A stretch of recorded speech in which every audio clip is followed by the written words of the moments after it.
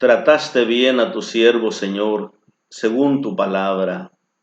Enséñame a discernir y a entender, porque confío en tus mandatos.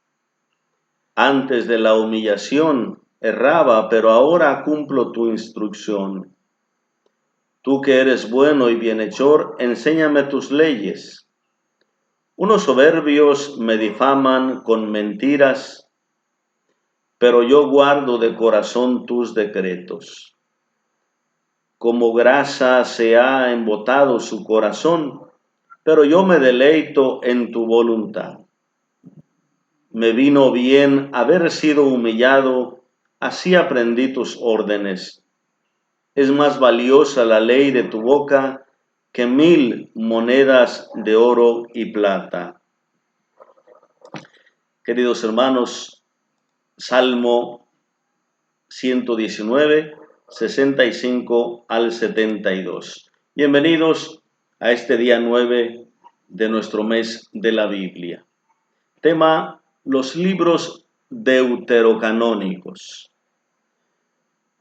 Los libros deuterocanónicos son aquellos libros cuya aceptación por parte del pueblo de Dios, ya sea el pueblo de Israel o ya sea la iglesia, esa aceptación y por lo tanto esa canonicidad fue discutida por algún tiempo o en algunas iglesias o por algunos escritores. Entonces, deuterocanónico, la palabra significa segundo canon, pero quiere decir más bien que se agregaron a la lista de libros reconocidos en un segundo momento. No significa que tengan menos peso o que tengan menos valor en el reconocimiento canónico, no. Simplemente que en el principio hubo algunas discusiones, hubo también algunas dudas sobre algunos libros, o bien eran aceptados en algunas iglesias, no en otras, pero llegó un momento en que la totalidad del pueblo de la iglesia acepta los libros como inspirados y ya se agregan a esa lista. Por eso, deuterocanónicos agregados en un segundo momento. Después de ese tiempo de diálogo, pues irlos compartiendo en unas comunidades y otras, al final son reconocidos como inspirados. Hay deuterocanónicos tanto del Antiguo como del Nuevo Testamento.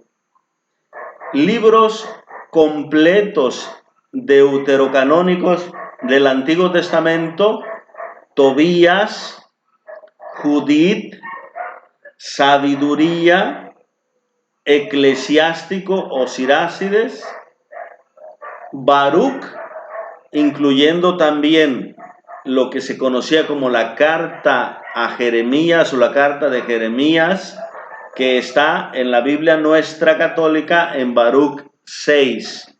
Ese capítulo que está en el 6 era conocido como la carta de Jeremías. Y también Macabeos 1 y 2, primero y segundo libro de los Macabeos. ¿Cuáles eran las razones por las que los judíos no aceptaron estos libros deuterocanónicos? Algunos porque los consideraban escritos ya muy tardíos.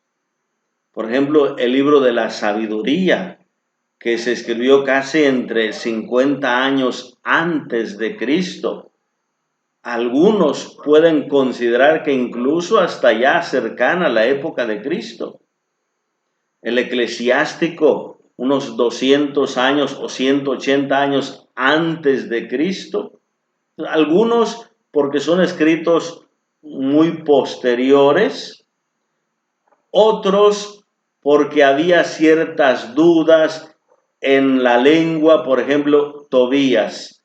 Hoy se sabe que fue originalmente un escrito posiblemente en arameo, y pues ellos consideraban que la Biblia debía haberse escrito en la lengua que ellos decían la lengua de Dios, el hebreo.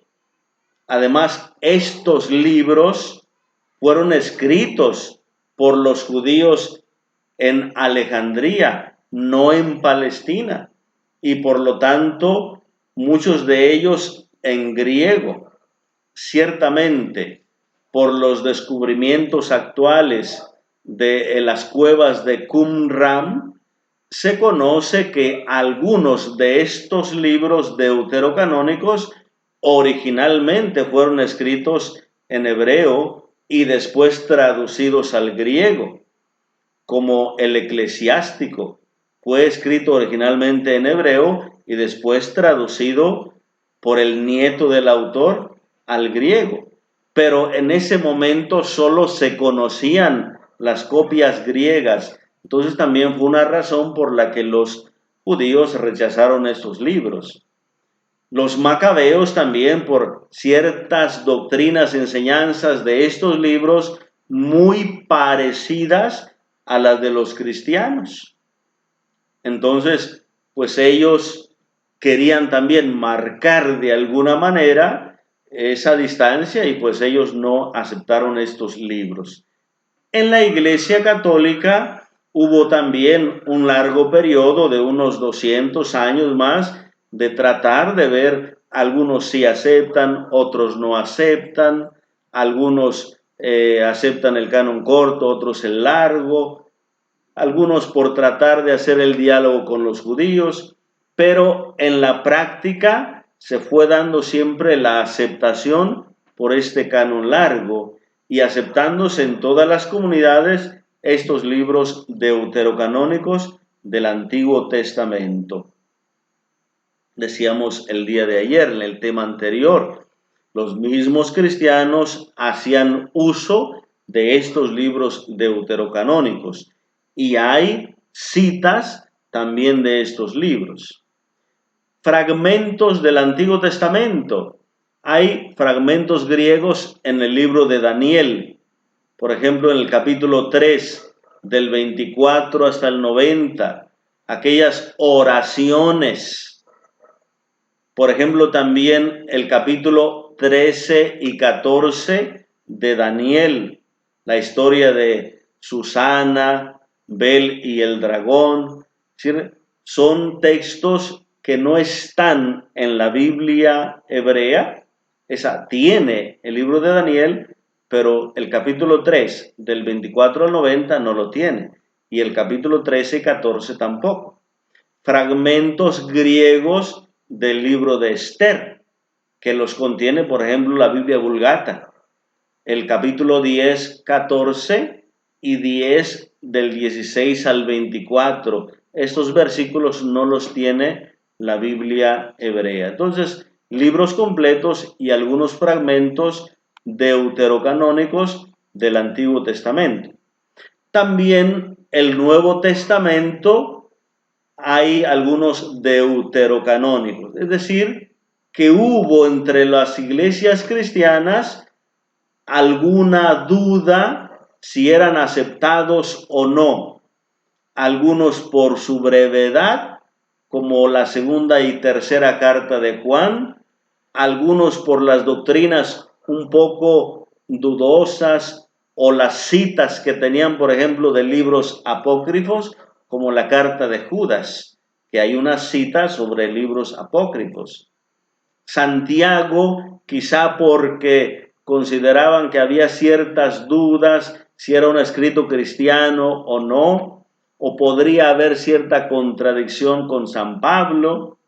La carta a los hebreos, porque parece ser que no era un escrito cristiano originalmente, o muchos pensaban, porque pues Jesús no fue propiamente sacerdote según la tribu de Leví, por esta doctrina, ciertas cosas. El Apocalipsis por el lenguaje, etcétera, hubo ciertas dudas, pero terminaron aceptándose.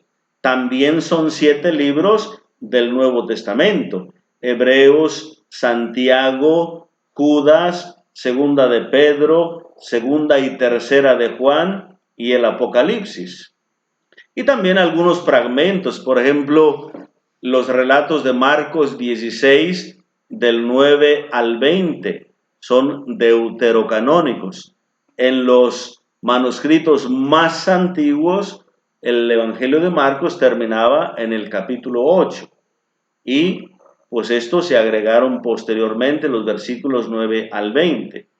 También parece ser que Juan 7, 53 al 8, 11, pues en los manuscritos antiguos no está. Es aquel pasaje de la adúltera sorprendida.